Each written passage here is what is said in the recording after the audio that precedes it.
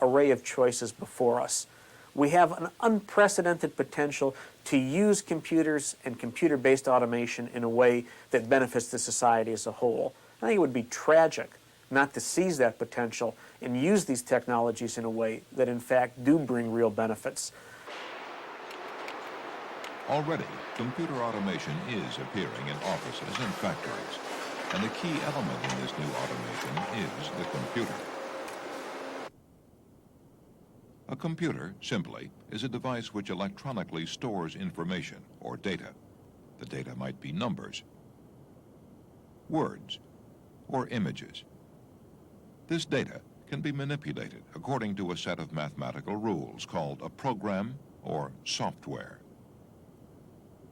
A program can multiply numbers, generate text, alter images, or send electronic commands to machines. All processes previously done by human hands and minds. Computers first appeared more than 40 years ago. Since then, they've been getting cheaper, more efficient, and much more powerful. By the early 70s, many organizations had installed a computer, probably in the basement, to help with financial or personnel records. These computers were cost-effective for large bureaucracies. Still, they had little impact on the way most Americans worked. Then, in the mid-1970s, came the microprocessor, a whole computer packed into a tiny chip, and computers passed a watershed.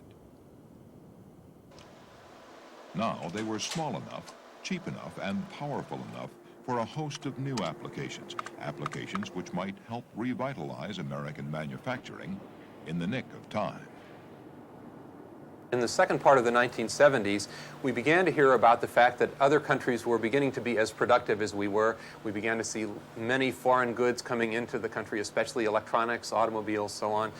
This was perceived as a threat, and people looked around for some response to this threat. Well, the microprocessor had just become fairly readily available, and so people reasoned that we could possibly bring this computer power to bear in the manufacturing environment by having these microprocessors direct machines to do things that they could never do before. So we began to look into having microprocessors direct robots, which could conceivably work day and night producing products, and this was going to help us with our productivity problems. Robots are computer programmable mechanical devices. These fluid-moving robots are symbols of the extent of computer power. They mimic human action. By the mid-1980s, computer-controlled robots needing no coffee breaks, safety regulations, or unions were replacing some of America's 20 million workers. This type of robot was hyped by industry and the media as the great savior of manufacturing. But there are only 15,000 robots in American factories today, directly displacing perhaps 20,000 workers.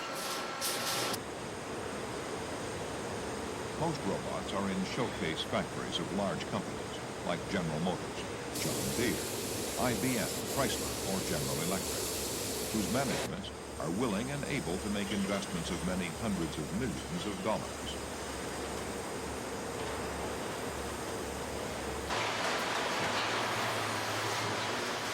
However, such robots have shown limited cost effectiveness. They're used primarily in spot welding and paint spraying, where protection against hazards make it particularly expensive to use human workers.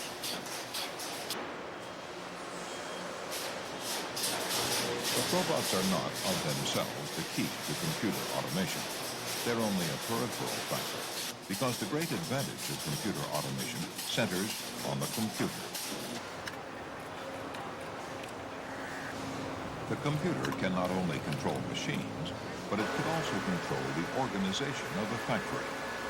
Organization control is where the greatest benefits of computer automation could be achieved.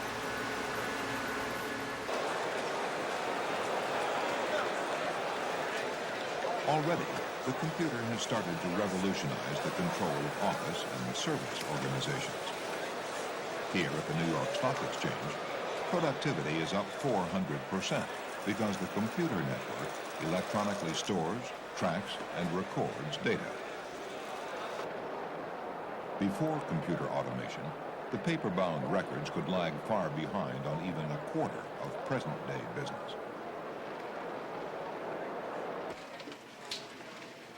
Today, more than 10 million computer terminals are used in offices across America, from banks to insurance companies. They track, store, and manipulate data electronically. 2 out of every 3 office workers use some form of computer-based machine at some time during the day to help them streamline their work. In Boston, for example, they've installed an $18 million computer system to help run the city electronically. It's a very old city. We have to maintain birth records, assessing records, deeds records since 1629. For that public information to be available to either historians or people who need to utilize that in their daily work, it has to be readily available, and right now there isn't enough physical space in the building to actually support that kind of public information. The Weights and Measures Department at City Hall is a holdout, not yet computerized. It's paper-bound. Here, clerks must still dig out information buried in banks of files and hand process it.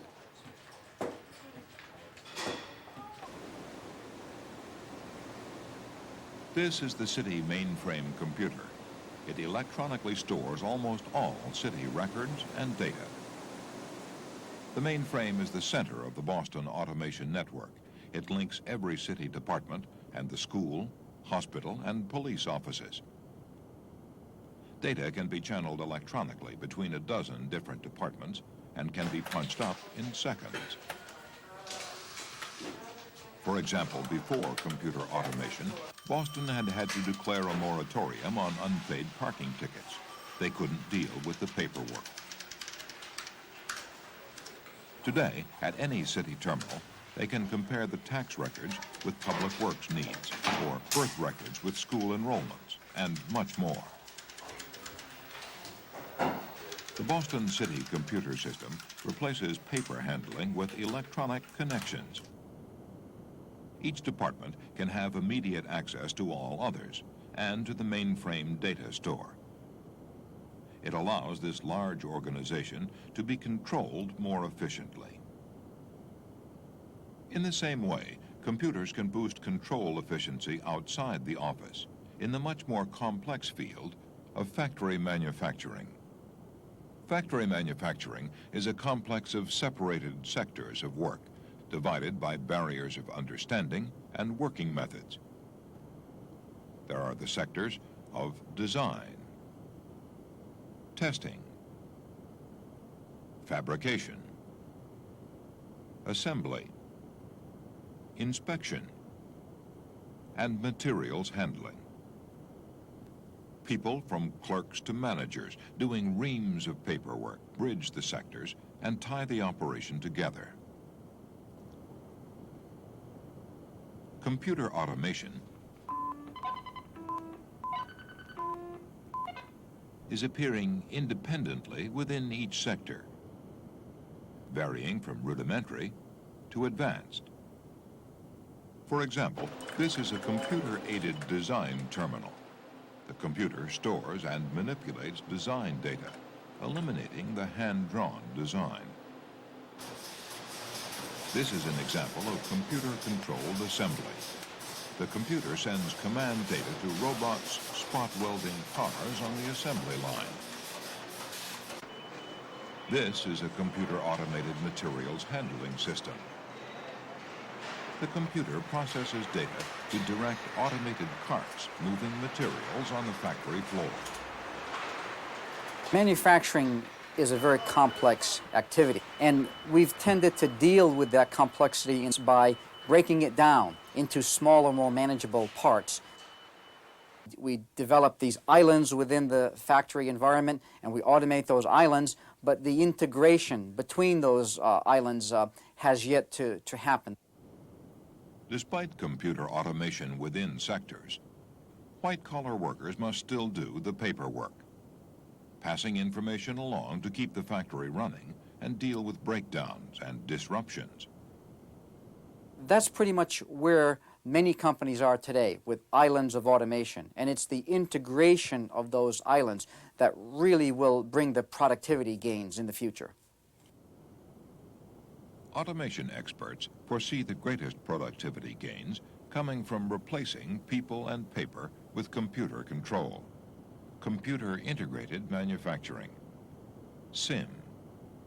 Computers linking every factory sector together. Computers monitoring for breakdowns and disruptions to create a workerless, paperless factory. We will now investigate the extent of computer automation within each factory sector and the possibilities of computer links between them. We start with design.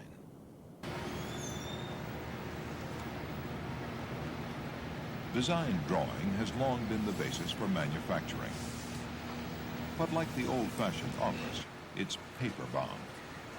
Unlike electronic computer data, it can't be manipulated, processed, and analyzed in fractions of seconds. Drawing is labor-intensive, and it's beginning to become a thing of the past.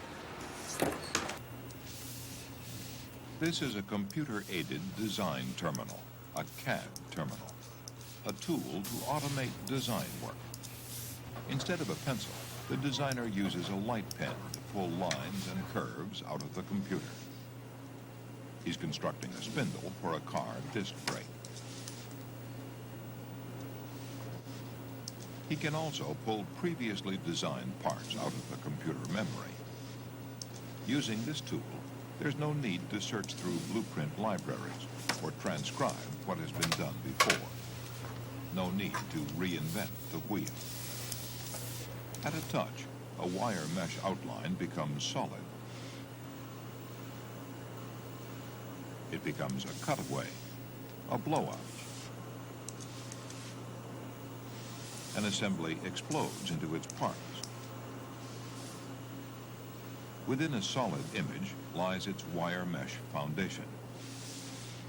In reality, computer design isn't as simple as in this idealized demonstration, which took many hours of setting up.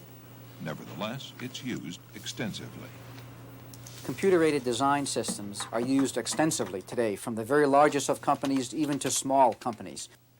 One reason for that is that computers themselves started in an office environment many, many years ago. Started with things like payroll and accounting, and then gradually got into the technical side, got into the engineering and design, and only now are starting to go into the manufacturing side of the operations. At General Motors, a leader in automation technology, they're using more than $100 million of CAD systems for original car design work.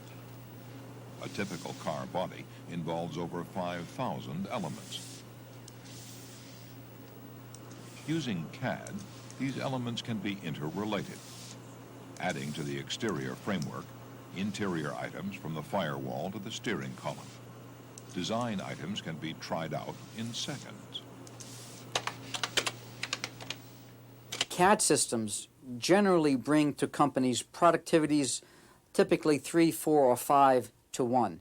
And these represent real savings in terms of the time it takes to generate a design, the amount of work, the amount of designs that can be done in a given period of time by designers. So these are the kinds of gains that we see, 3, 4, 5 to 1.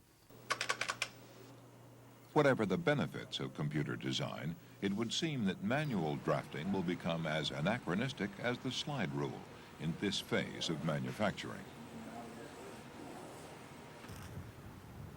The questions of productivity and jobs are also reflected in the next stage of manufacturing automation: testing.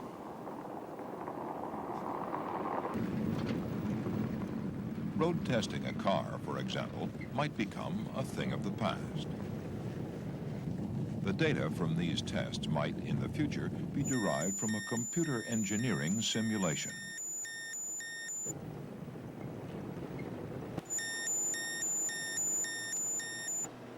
This engineer is simulating the mechanical testing of designs and analyzing structural stresses.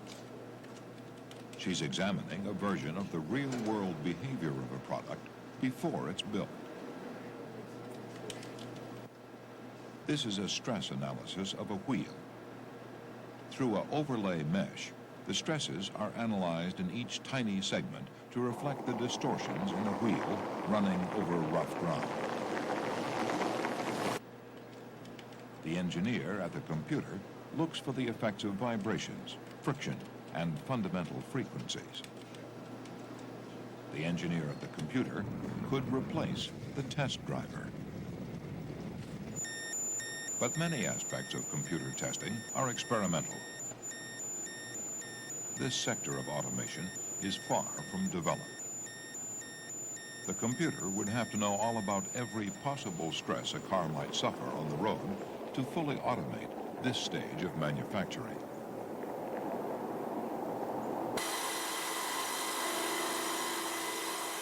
After design, a product is fabricated. Fabrication is the next step in the industrial cycle. It takes us to the factory floor, where machines cut and shape parts to make, for example, some of the 5,000 components of an automobile. Programmable automation to control these processes started decades ago. It's interesting that about 30 years ago, when this kind of automation began, the machine instructions were stored on this kind of paper tape. So it would be the machinist that was essentially responsible for taking the design data and making this piano roll kind of tape, which gives both the geometrical positions of the component, and it also governs the machine speeds and the table speeds, the speed of the machine.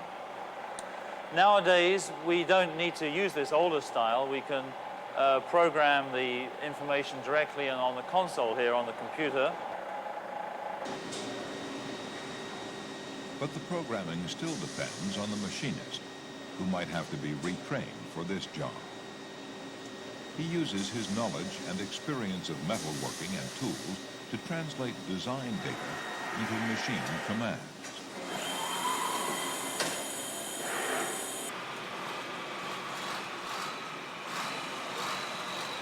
The John Deere tractor plant in Iowa is a showcase for such computer-automated fabrication. It represents what can be achieved with today's technology, $500 million, and a management which is willing to take the risk. But this automated machining floor is one of only 30 such installations in America. Here, 6 computer-programmable machining cells shape engine blocks. They change their parts to do a multitude of different jobs, one after the other, untouched by human hands, controlled by computers. They save in setting up time. There is less scrap. The quality is more consistent.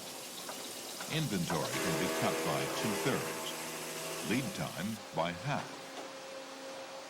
The overall gain in productivity, Deere says, has been hard to quantify, but systems like these generally improve productivity 20 to 30%. And most importantly, they can quickly change from making one type of part to making a different type of part. This flexibility is the big bonus of computer automation. A whole variety of custom products can be made at mass production prices. Previously, before the advent of the computer, that manufacturer, if he wanted to change product, to change his machine, had to do it mechanically. He had to change fixtures and tools and make these mechanical changes. What we see now, and certainly even to a greater degree in the future, are these changes coming about by changes in the software, by reprogramming rather than refixturing and retooling. Yet reprogramming still calls for the machinist craftsman to use his knowledge and expertise to translate design blueprints into computer commands. One step toward the factory of the future would be to incorporate the craftsman's expertise into a computer. The craftsman understands about the sloppiness of the machine tool, or how the tools will deflect, or how the fixtures might move whilst the component's being machined. And he does things like look at the chip color, and he looks at the way in which the surface finish on the component is being formed.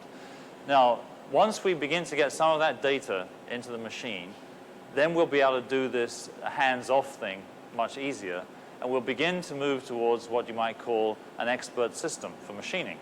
Now, an expert system is a computer program which contains all of the geometrical knowledge and all of the material knowledge, plus all of this craftsman knowledge, and it can begin to do some thinking or some inferences about the machining environment and the manufacturing environment.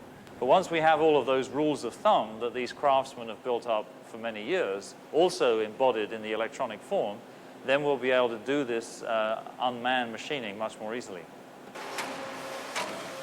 While such expert systems are not generally available as yet, on this factory floor, the traditional machinist no longer has any place.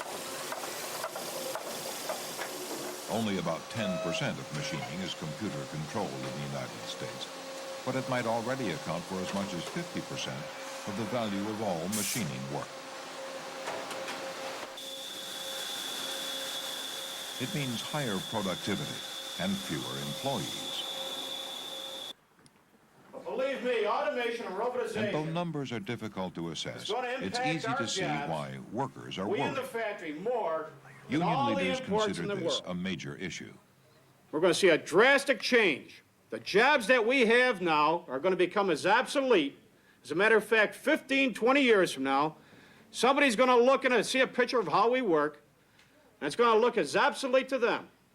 It could be your children or grandchildren. It's going to look as obsolete to them as a horse and wagon looks to us. But how many people out here actually feel that this is a problem in the future and that our jobs are being threatened in the very near future? Raise your hand.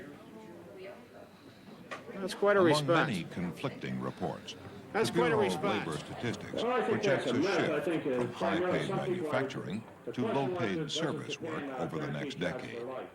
With 4 million manufacturing jobs lost due to automation and other factors, while 10 million service jobs are created. We could, in fact, see a very likely scenario where the society becomes increasingly polarized, where many of the best industrial jobs, for example, are eliminated, and the only jobs that remain are those jobs that it's not worth automating, low-paid, dead-end, short work time jobs.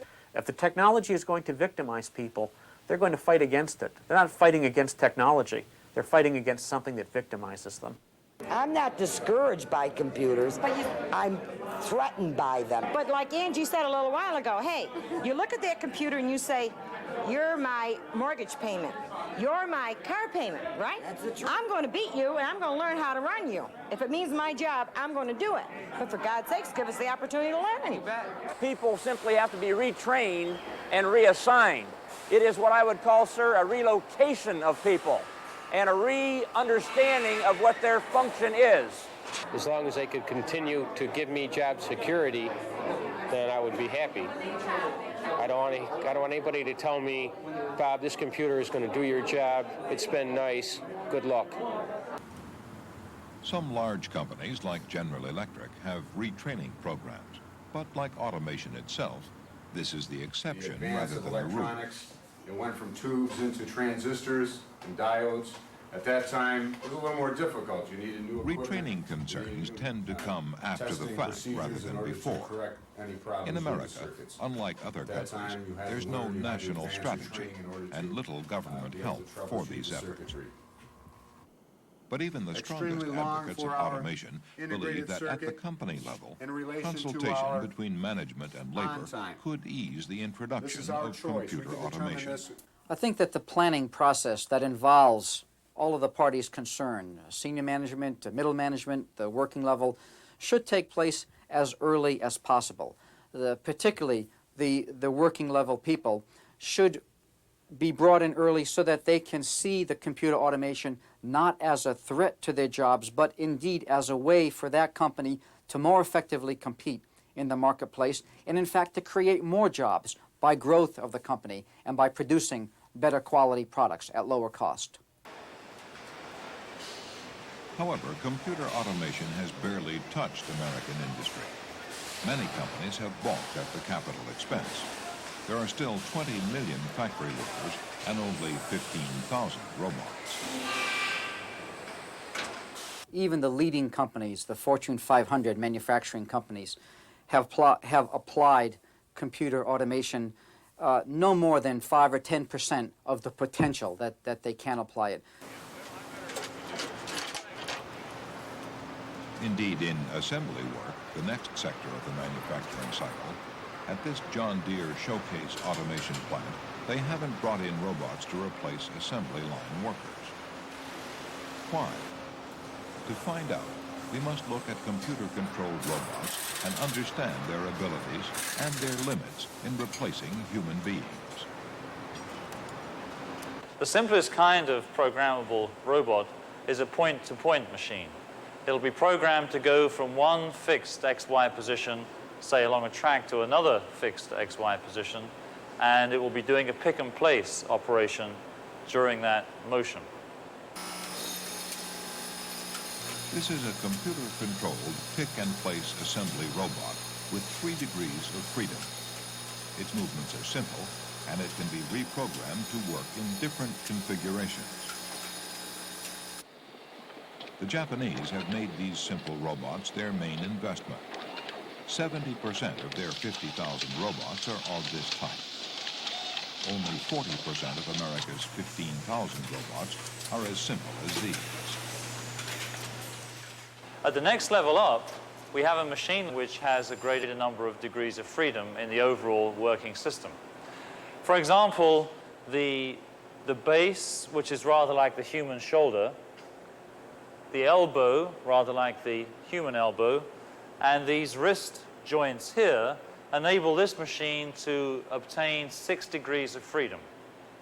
And so this can go over a more complex path and do things like spray painting and spot welding.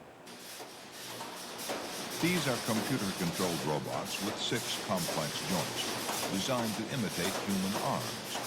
They inherit the same limitations. They move no faster than human arms. They are not precisely accurate, and they're limited in the loads they can carry. And if an error puts the work in the wrong place, they never know it. They continue on mindlessly, but they don't do their job. Another important factor is that robots are much more expensive than people in general. A robot will cost about $50,000, maybe more. It'll take another $100,000 in order to install it, and if you're lucky, it will do the job that one person will do. Now, if you're talking about competing against someone in a foreign country who's earning maybe $4,000 or $5,000 a year at the most, you can see that the robot will be worn out long before it pays for itself. But regardless of cost, are human-like robots the best way to automate assembly work? What tasks would they have to be able to do? For our tasks, it's very easy for me to do, something like putting a nut on a bolt. It would be very difficult for a robot to do. In order for me to do it, I need to be able to sense the contact between the nut and the bolt. I can tell from the feedback I get through my fingers whether the nut is the right size for the bolt, whether the threads are crossed. For a robot to do a job like this, it would have to process a very large amount of sensed information. It would have to sense this contact. It would have to be able to sense the torque so that it knew the threads weren't crossed. It would have to allow the nut to move down along the bolt while it was turning it. One of the reasons that people study this is because they're interested in how they do these tasks, and by studying how a robot might do them, gives them some insights into how people work. There's an important distinction, though. We have to realize that this isn't necessarily going to be important for manufacturing. Duplicating what humans can do isn't going to be terribly productive in the manufacturing environment because we already have humans that can do it. Indeed, in Detroit, human welders still work in parallel with robots when awkwardly placed or specialized welding is needed. It's difficult to conceive of a cost-effective robot that could connect cables on this assembly line. The idea that robots should be complex has grown directly out of the fact that most of the American robots developed through artificial intelligence laboratories where the goal was to mimic human behavior. In fact, human behavior is not particularly what you want to mimic in a factory. Nevertheless, certain factory applications will come out of university laboratories. At the University of Utah, scientists are building the kind of humanoid robot which Professor Searing wouldn't advocate for today's factory. They work in artificial intelligence, trying to understand how humans function by building a hand which mimics the dexterity of a human hand. How is it constructed? Well, it essentially has to have the 4 subsystems that we talk about within this dexterous hand. It has to have structures, which are bones, tendons and muscles, which are the actuators, sensors to detect angles of joints and the contact with objects, and a central control system to manage the whole system. In short, to make a useful robot hand, you have to make most parts of a person, including the brain. But concentrating on the hand, these are the muscle tendons. They run over a complex of pulleys pulled by tiny hydraulic motors to move each finger. Fiber optics measure the joint positions for feedback to the control center, which governs the speed and the stress on each tendon, as well as coordinating all the fingers so that the hand might do a useful task rather than move spastically. But what objectives can such pure research have? It has 2 objectives only. It shouldn't be judged as a manufacturing device because its first goal is as a research tool for people in artificial intelligence and other areas of robotics to begin exploring dexterity while supervising a device that's quite rich in its degrees of freedom and sensory capabilities. I think it's important to recognize that the universities have an important role to play in the area of robotics and computer automation. And that role is properly at the leading edge of the technology. So while research looks to the future, today on these assembly lines, human hands and brains are likely to remain more cost-effective than any complex, expensive robot.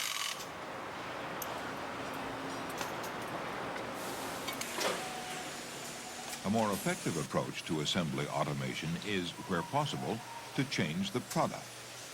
Redesigning the products which we now assemble manually so that they're easier to manufacture is much more important than building robots that have all the capabilities of the human being. In Lexington, Kentucky, IBM has set up a $350 million showcase automation plant. They've redesigned their new electronic typewriters from scratch so that they can be assembled using simple robots. The parts to be assembled are pre-sorted. The robots need simply pick and place. We're seeing a lot of companies put a great deal of effort into both designing new parts as well as redesigning old parts so that simple pick-and-place robots can be used in the manufacturing of those parts rather than the more sophisticated and complex machines that are just expensive to bring in and difficult to support. Traditionally, products have been designed for efficient function and human assembly. It's a radical departure to design both for efficient function and for simple robot assembly. These robots are computer controlled. They can be easily reprogrammed to assemble updated versions of this typewriter or totally new products. They bring automated flexibility into assembly. Certain jobs, like assembly of the typewriter circuit boards, can be done with a speed and accuracy which no person could match. This brings to the manufacturer advantages of better quality, reliability, productivity, and less labor. This factory is at the forefront of assembly automation in America. At present, it's unique. It's an indication that in industrial automation, redesigning the product for simple, cost-effective robot assembly is a productive way to go. that simple can be beautiful. That, though, can't be the total answer because many products are difficult to redesign. For example, some experts say that car assembly work of this type might best be left unautomated for humans to do. The big advantage that humans have in a manufacturing environment is that they can alter their performance to take into account changes in the environment. For example, if parts don't fit quite right, they can change the way they try to put them together. The state of the art in robotics now is that robots can't come close to that sort of adaptive performance. But advocates of all-out automation disagree, arguing a need for complex robots to replace people even on tricky assembly jobs like these. I think we'll see a wide spectrum of sophistication in the assembly operations. Some jobs will be able to be done by relatively unsophisticated, what we call pick-and-place robots, while other assembly tasks are going to be more difficult and more complex, and they will require the more sophisticated robot technology. For robots to do assembly work like these people, they would first need eyes to pick out the right pieces for the job. Vision is part of the more sophisticated robot technology. How would it work? And is it worth it? A human eye can easily recognize and pick out the right assembly part from this tray. But to the computer eye, the video screen, these are a jumble of overlapping shapes, difficult to analyze and recognize. Much more research into computer vision is needed to bridge this recognition gap. To analyze a scene consisting of one part is relatively simple. However, if you have a scene consisting of several parts, especially if they touch or overlap, such as this one here, where you have parts on a tray, that scene is more complex, and it's much more difficult for the computer to discern that scene.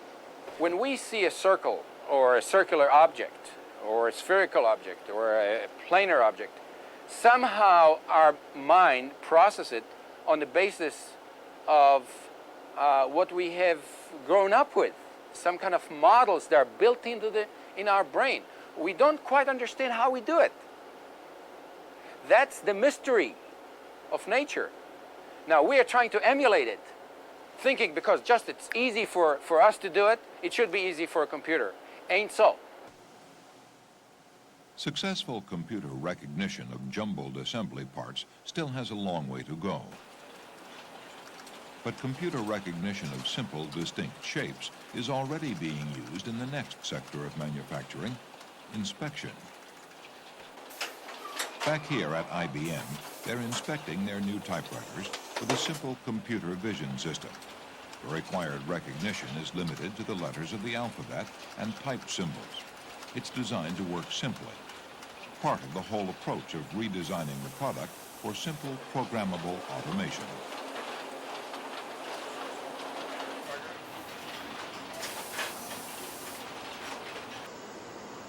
However, in university research, scientists are working to duplicate the stereo depth vision which humans use in inspection work.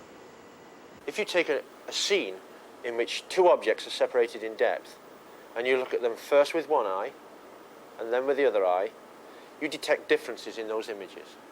We're capable of matching up those differences, and on the basis of that, computing depth in the scene. When we've got the depth data from stereo or whatever, our problems are only just beginning. Because what we really want to do is to compute symbolic descriptions of objects inside the computer.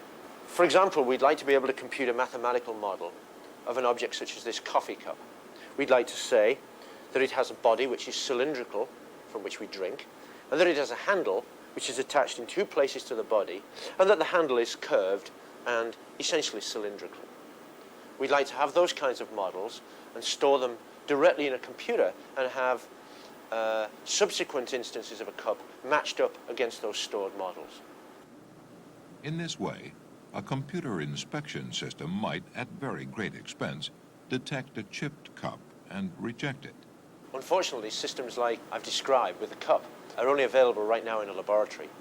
to compute descriptions right now, even on simple objects, requires 45 minutes to an hour of processing, even on quite powerful computers.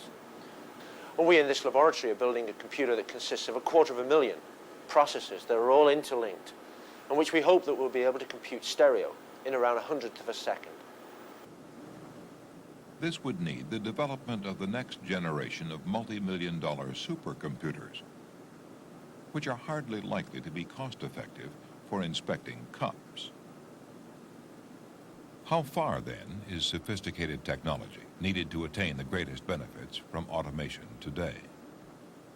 Technology, supercomputer or otherwise, is not the primary impediment to the introduction of computer automation to manufacturing plant today.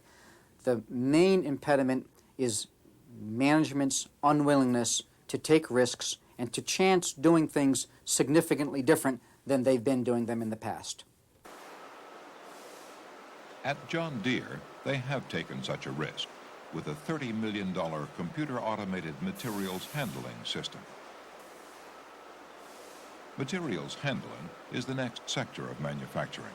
It deals with delivering all the parts and materials to the right place in the factory at the right time.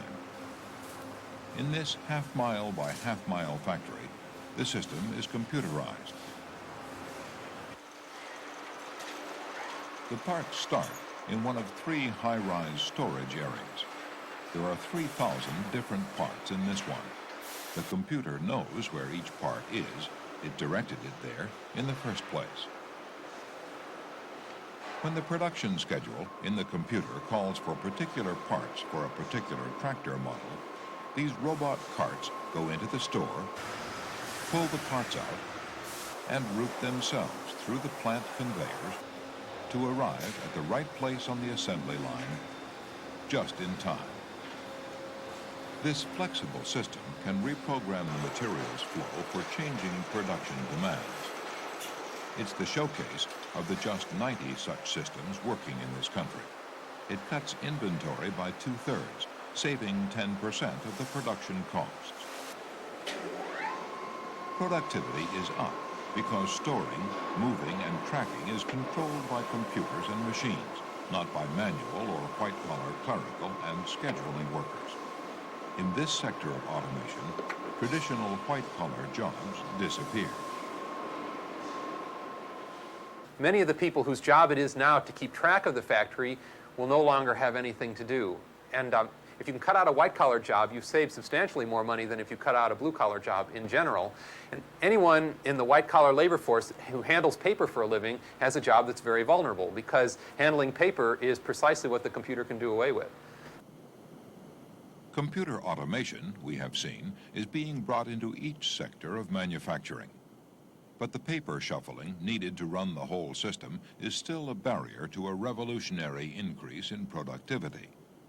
This barrier could, in theory, be overcome with the advent of computer-integrated manufacturing, a central computer replacing people and paper.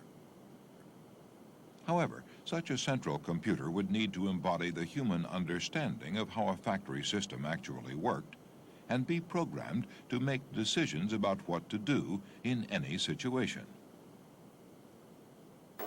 This is exactly what Professor Mark Fox of Carnegie Mellon University is trying to set up at his computer, an artificial intelligence expert system to run a factory. But first, at his fingertips, he must have the understanding of how a factory works.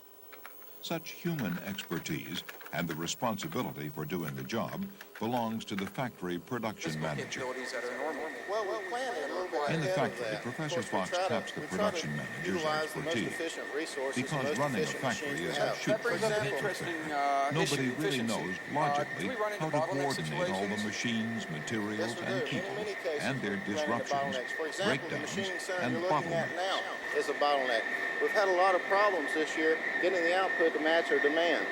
It creates a couple problems for us and a couple concerns. One concern is feeding the bottleneck. Since it is a bottleneck and it's constraining the total output of the system, we want to maximize that output as much as possible. I see. The second thing we have to consider is If what an happens down the understanding line of from how the a bottleneck. factory How do we works could be continue put to into get a that central output out so computer, we get out the this limits computer important could here for respond to operation. and That's deal the with airport. breakdowns and All right, so disruptions one of the things far we more worry quickly about than inside any the airport, person. and that's the twist of the airport.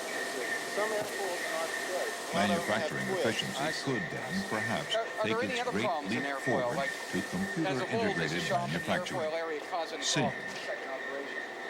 Yes, it does. A lot of things we have to worry about. SIM represents to many, many companies a brave new world of manufacturing. It's a new technology, a new way of doing things. It involves changes in an organization's culture and in the organization's structure. I think one has to be very guarded in their expectations for the application of techniques of this nature, expert systems techniques, artificial intelligence techniques. Guarded in the sense that they're just making it out of the laboratory. So if one expects that these techniques can be just picked up and used directly in the factory, then you're mistaken. There still is a great deal of development work that has to be put into these systems. Developing computer-integrated manufacturing depends on getting a better understanding of how a factory could optimally work and how that idea could be translated through software into a central computer control system. Computer-integrated manufacturing, if it worked, might be the technological edge to boost productivity and make this nation's industry competitive with any other country. Yet today, computer-integrated manufacturing is only a theory.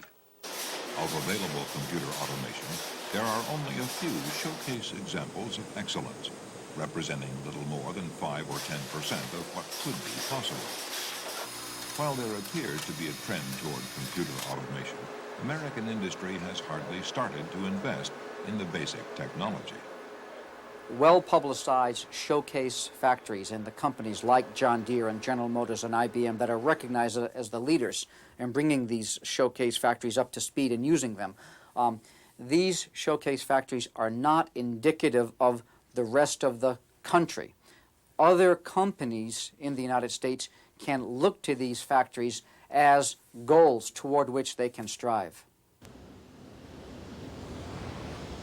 According to this view, America faces an urgent and major program of reindustrialization based on computer technology and the redesign of products, equipment, and attitudes.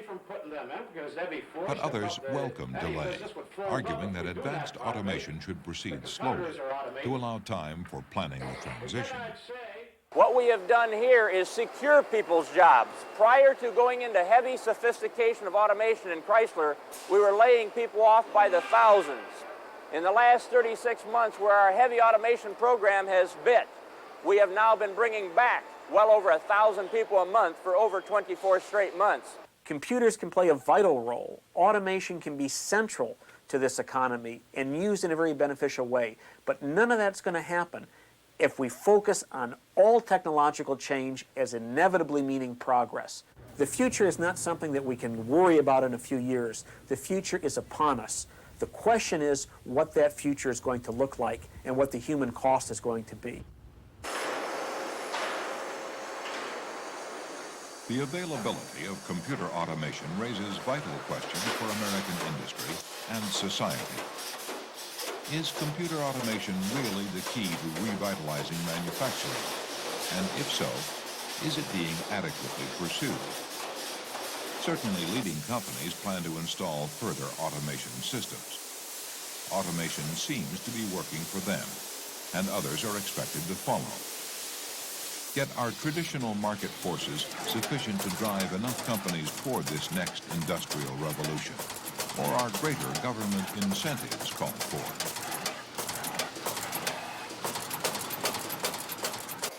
While studies disagree on the actual figures, substantial numbers of workers are likely to be dislocated. Will laissez-faire attitudes suffice during the transition period, or are special social programs needed? Should available jobs be spread through overall shorter working hours? Must industry or government undertake substantial retraining and relocation programs? These questions have yet to be sufficiently studied. They hang over the future of American manufacturing, over the ways in which the benefits of computer automation might be attained while mitigating its costs, over the need to revitalize American industry and keep Americans working.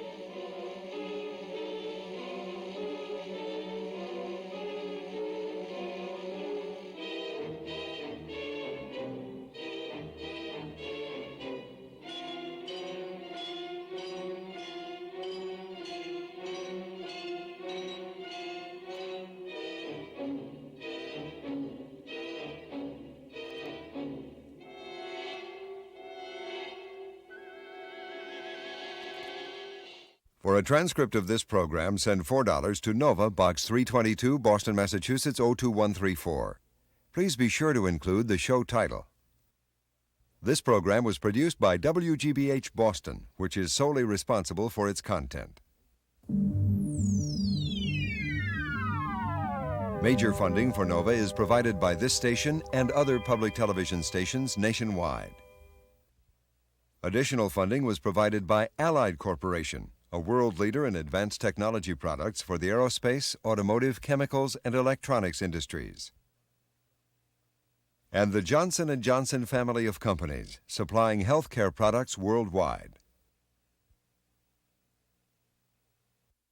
To purchase film or video copies of this program for educational use, call toll-free 1-800-621-2131. In Illinois or Alaska, call Collect 312-940-1260.